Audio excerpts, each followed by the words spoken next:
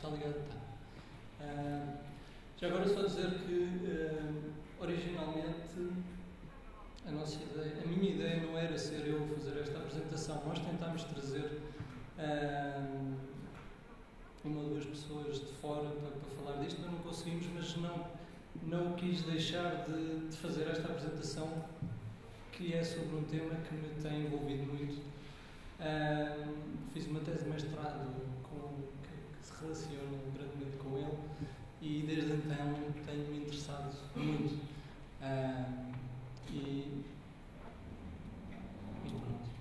Portanto, vou falar sobre crescimento económico, sobre a relação entre crescimento económico e bem-estar. Vou questionar se o crescimento económico traz realmente bem-estar.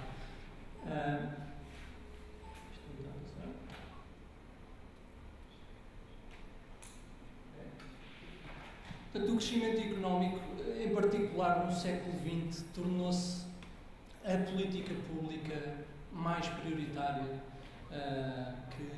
que aconteceu. Nós ouvimos falar de crescimento económico quase por tudo e mais alguma coisa. Não há noticiário em que não se fale de crescimento económico, muito em particular agora, numa situação de crise e em que a não existência de crescimento económico traz problemas bastante grandes. Em primeiro lugar, é importante perceber o que é o crescimento económico. O crescimento económico traduz-se em consumo e investimento. Portanto, a questão que se coloca aqui é se mais consumo e mais investimento, ano após ano, trazem efetivamente mais bem-estar. E depois devemos questionar, quando há crescimento económico, com que custos é que isso acontece. Não falo só de custos monetários, mas de outros tipos de custos também. Por exemplo, nós para produzir temos que trabalhar, temos que perder horas do nosso tempo com isso. E isso é um custo que é um custo importante do crescimento económico. Falemos do consumo. O consumo é algo que nós temos vindo a fazer cada vez mais e cujos benefícios que retiramos dele são decrescentes, ou seja, quanto mais consumimos, menos benefícios conseguimos tirar por cada unidade de consumo adicional que temos. A segunda fatia de bolo nunca sabe tão bem como a primeira, e isto aplica-se de uma forma agregada a todos os bens de consumo que consumimos. Por outro lado, os custos marginais da utilização de recursos, nomeadamente dos recursos escassos e dos quais precisamos para produzir e, posteriormente, para consumir aquilo que produzimos, são muito frequentemente custos crescentes, ou seja, por exemplo, no caso do nosso trabalho, custa-nos muito mais, digamos que, por exemplo, a 10ª hora de trabalho do dia, ou a 12ª, ou o que seja, a 8ª, do que nos custa a primeira. Porquê? Porque temos os chamados custos de oportunidade, ou seja, aquilo que não podemos fazer pelo facto de estarmos a trabalhar. Este tipo de fenómeno acontece não só com o trabalho, mas também com outros recursos, como sejam a água, a energia e outros. Portanto, trata-se aqui de fazer um balanço entre benefícios do crescimento económico e custos. Obviamente que se nós conseguirmos continuamente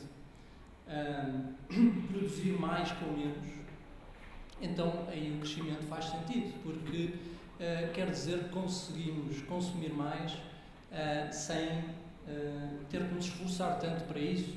Portanto, isso claramente é uma coisa boa. Mas um dia em que não consigamos produzir mais com menos, então o crescimento económico deveria parar e seria uma coisa normal. Alguns economistas antigos, muito conhecidos, como John Stuart Mill ou Keynes, previram que um dia o crescimento económico iria cessar. E aquele gráfico ali mostra o ponto máximo é o ponto em que o crescimento económico é ótimo, e a partir de se nós quisermos crescer mais do que aquele ponto, então estamos a piorar o nosso bem-estar. A teoria económica diz que os mercados, quando funcionam bem, otimizam o bem-estar, ou seja, fazem este balanço entre benefícios e custos de uma forma que é ótima, porque cada um dos agentes da economia o faz individualmente, então a economia no global fala também. E, portanto, a ser assim, não nos teríamos que preocupar de todo com esta questão. O crescimento económico seria aquele que tivesse que acontecer e seria o ótimo para o nosso bem-estar coletivo. Obviamente que a teoria económica também diz que isto só é verdade se todos os custos e benefícios forem sentidos por quem toma as decisões na vida económica. Por exemplo, se eu pegar um automóvel e for para o centro da cidade, causo poluição, causo congestionamento, e isto são custos que não me afetam diretamente a mim, afetam os outros. E, portanto, não estou a ter em conta todos os benefícios e custos que a minha decisão implica. E, portanto, nestes casos, o mercado não otimiza. A seguir vou falar de a relação entre crescimento económico e felicidade. Seria de esperar, se o crescimento económico é a prioridade, é algo que toda a gente acha que é importante, seria de esperar que as pessoas se sintam mais felizes à medida que a economia cresce. Não é isto que acontece em sociedades desenvolvidas.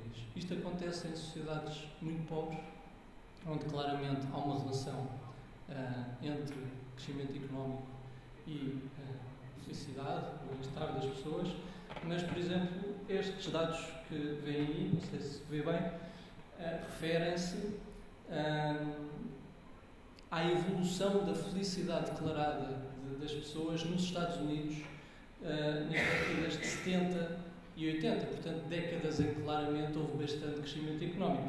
E essa felicidade declarada não aumentou, até diminuiu um bocadinho.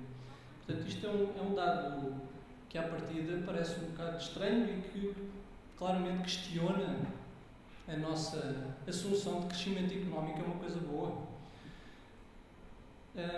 No entanto, se compararmos os dados não da evolução da felicidade num dado país ao longo do tempo, mas compararmos os dados de declaração de felicidade por parte das pessoas dentro de um mesmo país e compararmos essas respostas entre pessoas mais ricas e pessoas mais pobres, então vemos que temos um resultado contrário a este, que é que mais PIB per capita traduz-se em mais felicidade declarada. Portanto, os resultados são algo contradicentes. O que é que explica isto? O que explica isto é aquilo que é a felicidade na sua natureza. É um fenómeno relativo. A nossa felicidade joga-se em termos de um referencial que nós temos na nossa cabeça e que é móvel. E, portanto, nós vemos a nossa felicidade em função da nossa situação própria no passado, mas geralmente um passado muito recente. E avaliamos também, mas avaliamos sobretudo a nossa felicidade, e isto é uma realidade empírica demonstrada por estudos na área da psicologia, avaliamos-la em função da situação dos outros. Portanto, uma pessoa que se sinta que está bem na sociedade em que vive tem tendência a declarar-se mais feliz. Mas isto diz algo sobre a natureza humana e sobre o bem-estar. Voltemos ao consumo. A teoria económica, digamos, mainstream, assume que mais consumo equivale a mais bem-estar. Quer dizer que se eu tomo uma decisão de consumir algo é porque eu avalio os benefícios e os custos que isso me traz E se eu tomo a decisão de consumir, é porque é bom para mim. Portanto, mais consumo, mais bem-estar. Mas tem aparecido uma outra perspectiva que contradiz isto, que é a perspectiva de um determinado tipo de consumo, que é o chamado consumo. Há vários nomes para isso, eu escolhi aqui o termo posicional. Posicional porquê? Porque nós avaliamos os benefícios ou a utilidade que um determinado consumo nos dá, não em relação aos, digamos, atributos intrínsecos daquilo que estamos a comprar, mas em relação à comparação desse bem com os bens dos outros, de uma forma geral, com aquilo que o resto da sociedade tem e como é que nós avaliamos o significado social que esse bem nos dá nesse contexto social. Portanto, estamos a falar aqui de preferências dos consumidores não absolutas, ou seja, não estamos a falar, por exemplo, de eu ter que me alimentar porque senão morro. É uma necessidade que eu tenho, que é independente de tudo o resto. Não há nada que a possa mudar. Nós estamos a falar disso, estamos a falar de um tipo de consumo que é relativo e que se relaciona muito com a questão do estatuto, com o ranking de um determinado bem. Porque é que um Ferrari ou um Jaguar é uma coisa especial? É especial porque se compara bem com os outros. As pessoas que eu, se for andar num Ferrari hoje, retiro tanto prazer como se, por hipótese, tivesse andado há 10 anos. E, no entanto, o Ferrari de hoje é um carro muito melhor do que um Ferrari de há 10 anos. Portanto, aquilo que lhe dá valor não são as suas características intrínsecas, a aceleração, a segurança, o conforto, é o facto de ele ser especial, se comparar bem com os outros. E, portanto, como um ranking ou um estatuto é uma coisa que não pode aumentar em termos agregados, só pode haver um melhor carro do mundo, não pode haver dois, independentemente da qualidade dos carros que existem. Isto traduz em algo que é que a utilidade retirada pelos consumidores de bens posicionais consiste num jogo de soma zero. Ou seja, se eu, por exemplo, compro um Ferrari, estou a melhorar o meu bem-estar, retiro uma utilidade disso. Mas os meus amigos e os meus vizinhos e as pessoas que me veem, digamos que estou a aumentar a fasquia daquilo que é especial e, portanto, estou a reduzir a utilidade que eles têm em relação àquilo que é especial. E daí, em termos agregados, em termos da sociedade, não há bem-estar adicional. Há apenas trocas de bem-estar entre consumidores. E, portanto, pode-se dizer que este é um tipo de consumo que é bastante inútil para o bem-estar global. Eu diria mais do que inútil, é um desperdício de recursos. Portanto, é uma coisa que não nos beneficia globalmente, mas que nos obriga a ter custos. E, portanto, será disto que estamos a falar quando falamos em consumismo? É capaz de ser sobre qualquer coisa deste género.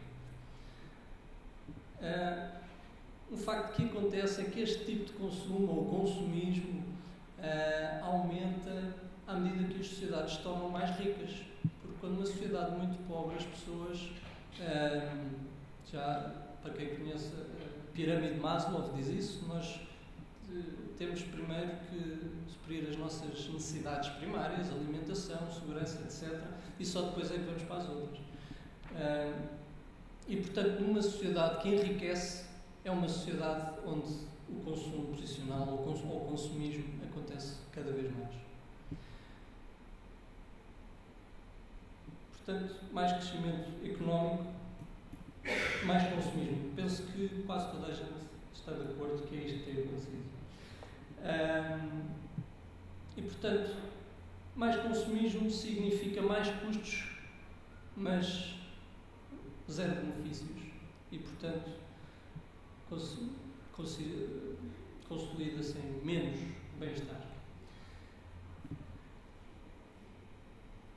Portanto, se compararmos isto com a teoria económica mainstream, que dizia que mais consumo igual a mais bem-estar, na questão da teoria económica relativamente ao consumo com preferências relativas, acontece precisamente o contrário.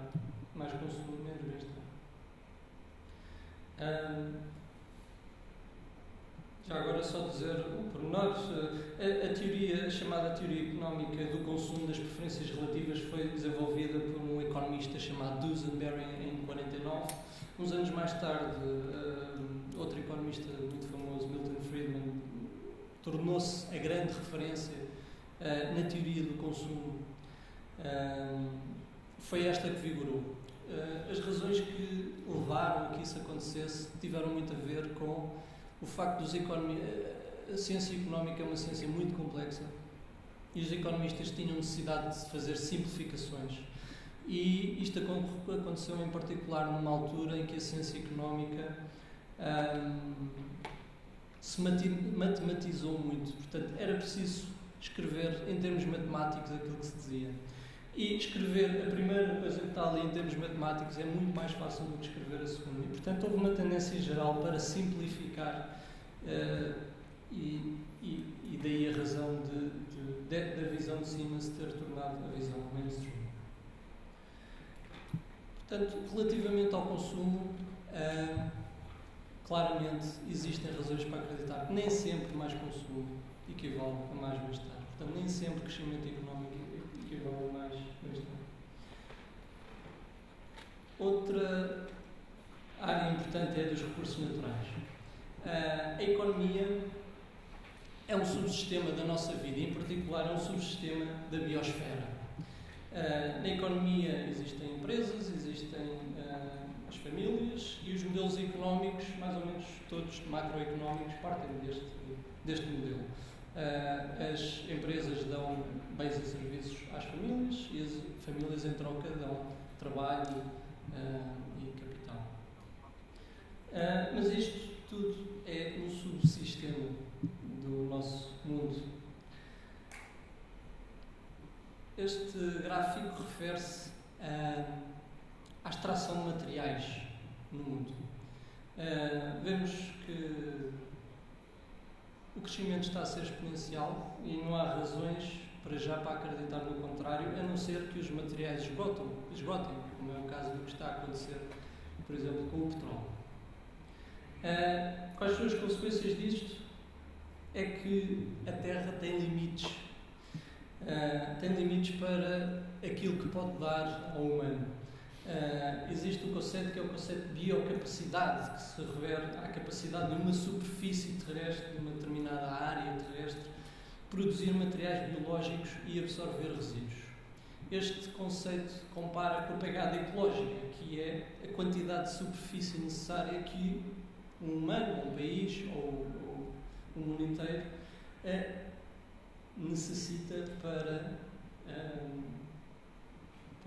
produzir a quantidade de recursos que tira da natureza. Aquilo que nós podemos ver é que, mais ou menos a partir do fim dos anos 80, a nossa pegada ecológica a nível mundial ultrapassou a biocapacidade do planeta Terra para produzir ao mesmo ritmo aquilo que nós lhe estamos a retirar. Neste momento já precisamos de qualquer coisa como quase uma terra e meia, e as projeções indicam que lá para 2040 vamos precisar do equivalente a 2 terras. Obviamente que isto é insustentável e não se pode não pode existir para sempre. Há um dia em que vai ter que acabar. Não é só na economia que existem credores e devedores. Aqui, neste campo, também existem credores e devedores. E a Europa, estamos a falar da Europa, é claramente um devedor. Nós retiramos muito mais da nossa natureza do que aquilo que a nossa natureza produz. Este gráfico mostra a dimensão do problema. Na Europa, os Estados Unidos é o pior caso, de longe, mas a Europa também não está particularmente bem. Se o mundo inteiro consumisse recursos naturais ao ritmo que nós consumimos, então precisaríamos já hoje de 3 planetas Terra para produzir o mesmo que nós consumimos.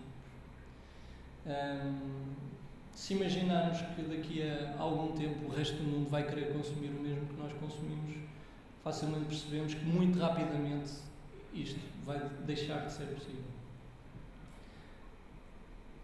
Portanto, mais uma razão para nos questionarmos que nós queremos mais crescimento, queremos produzir mais. Neste ponto de vista, no atual estado de coisas, é insustentável. Mais um exemplo em relação à água. Neste momento já estamos a produzir um bocadinho mais, ou melhor, a retirar um bocadinho mais água da natureza do que aquela que a natureza nos consegue dar de uma forma sustentável. Em 2030, esse diferencial vai aumentar para 40%. Podemos ver aqui só um pormenor, é que a maior parte deste consumo de água deve-se à agricultura, e isto tem uma consequência muito óbvia, é que nós vamos ter que deixar de consumir tanta carne, porque a carne precisa de mais qualquer coisa como 7 ou 10 vezes o terreno que é preciso para comermos a mesma quantidade de comida em termos de vegetais. Portanto, nós vamos ter, durante a nossa vida, nós vamos mesmo ter que comer menos carne. Temos tido um crescimento económico que é extremamente baseado em recursos que são não renováveis, recursos temporários que, uma vez gastos, nunca mais voltam. Cada litro de gasolina que nós pomos no nosso automóvel é um litro de gasolina que nunca mais volta. Desapareceu para sempre. E, portanto, o período em que nós vamos conseguir consumir petróleo em termos da história da humanidade é um período curtíssimo. E neste momento estamos mais ou menos a meio.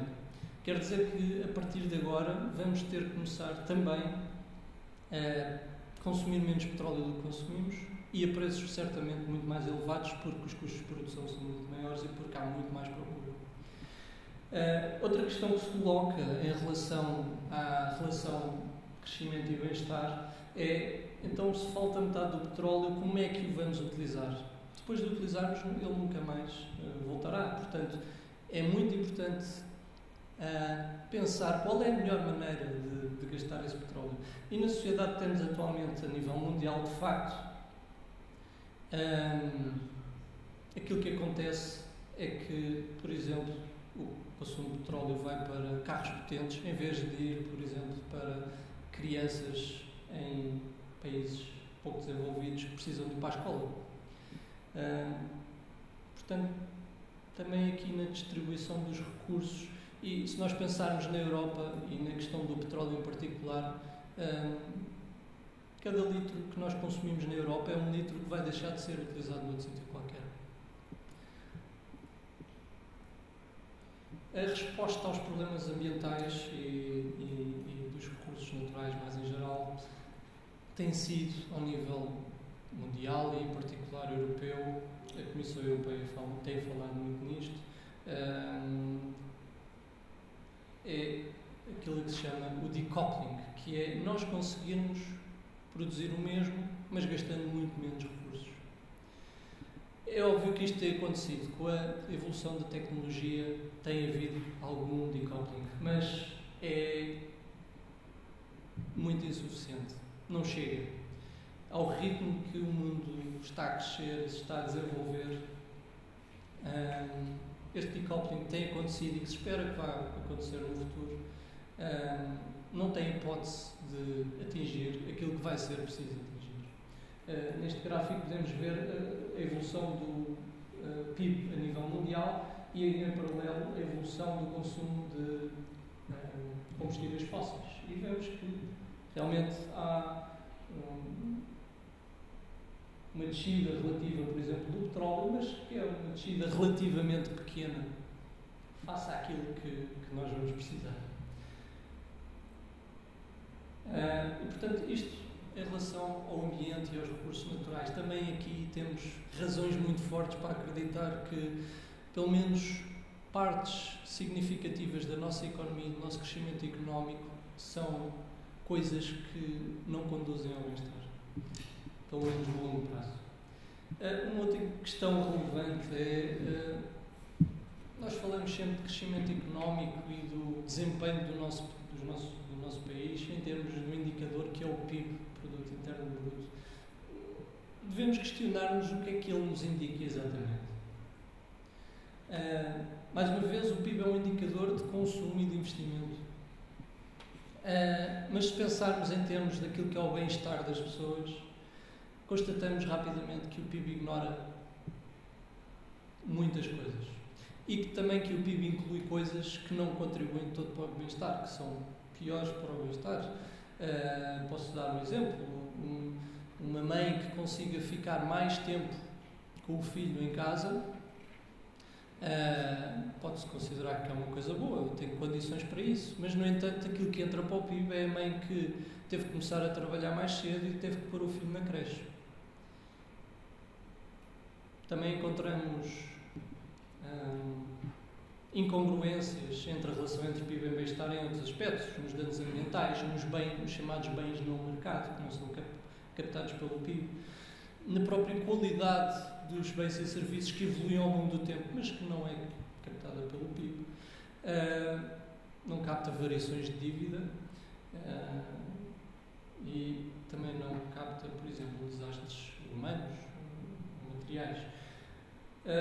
Existe neste momento um movimento a gerar-se à volta de temos que encontrar um indicador alternativo. É uma coisa difícil, é complexo, é difícil dizer o que é que deve entrar neste indicador, mas de qualquer forma tem havido esforços de criar, digamos, upgrade do PIB em que são consideradas ou desconsideradas determinadas coisas, e isto está a acontecer neste momento em alguns países na Europa, como por exemplo na França, onde o governo encomendou um estudo sobre isto precisamente a 2 prémios Nobel, o Stiglitz e o Amartya Sen. Portanto, é uma coisa que, se tudo correr bem, vamos voltar a ouvir falar. Para terminar os meus argumentos, queria falar sobre uma coisa que é um imperativo do crescimento. Se identificarmos aqui tantas questões em que o crescimento não contribui necessariamente para o bem-estar, ou inclusive contribui para o mal-estar, por que razão é que ele se tornou, com o tempo, na prioridade máxima dos políticos e das pessoas em geral? É de facto um fenómeno que se pode considerar um pouco estranho. O imperativo do crescimento refere-se a um fenómeno de curto prazo que acontece sempre, que é sempre que o crescimento cessa, surgem problemas sociais, como por exemplo o desemprego. Isto gera insatisfação social, que gera pressão política para crescer. E portanto o crescimento económico torna-se algo que, quando nós estamos a crescer, é da urgência máxima. Quando estamos a crescer, sabemos que o temos que manter, porque senão vamos ter problemas. É desta forma que um político, por exemplo, pensa. E portanto estamos aqui a batalhar numa questão como o crescimento económico, sobretudo por um problema, uma dinâmica de curto prazo que numa democracia gera essa necessidade. Portanto, é algo que é preciso dar a volta. Não existem até agora respostas concretas para isso. É um tema que na ciência económica está relativamente pouco estudado. Como é que uma sociedade consegue viver bem e sem este tipo de problemas sem estar a crescer? Porque é que uma sociedade não pode simplesmente decidir que não quer consumir mais e produzir mais e viver bem com isso? É um problema que está por resolver, porque este fenómeno de curto prazo é difícil de dar a volta. Não conhecemos casos em que, pelo menos a democracia, em que ver o tempo e ainda tenho que me despachar, não é? Mas está quase.